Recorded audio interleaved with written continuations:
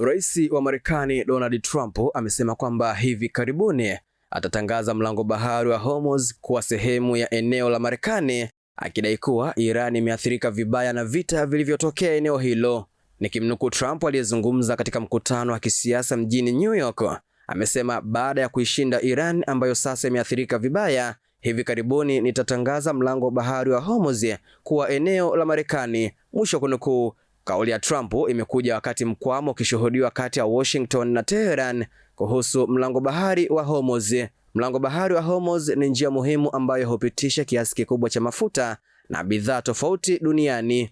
Iran imeweka udhibiti katika sehemu kubwa ya mlango huo na kuzuia meli nyingi za mizigo za kiraia kupita, huku jeshi la wanamaji la Marekani likiweka kizuizi katika bandari za Iran katika jaribio la kudhoofisha uchumi wa nchi hiyo. Ambapo nikimnukuu Trump akiwaambia wafuasi wake alisema, tumeweka kizuizi, hakuna meli itakayopita isipokuwa sisi wenyewe tutake ipite, mwisho kunukuu. Naibu waziri wa mambo ya kigeni wa Iran Kazem Gharibabadi amejibu kauli ya Trump mapema hii leo kupitia mtandao wa X na kusema mlango huu wa bahari hautafunguliwa wala kufungwa isipokuwa kwa amri ya Iran, na msipokubali ukweli kuwa mmeshindwa, mtaendelea kujidanganya na Iran itaendelea kuweka kizuizi, mwisho kunukuu. Gharibabadi alisisitiza kuwa mlango bahari wa Hormuz utaendelea kumilikiwa na Iran, akisema kwamba mlango bahari wa Hormuz ulikuwa wa Iran, ni wa Iran na utaendelea kuwa wa Iran, mwisho kunukuu. Jina langu ni Hamza Saifu na hii ni Global TV.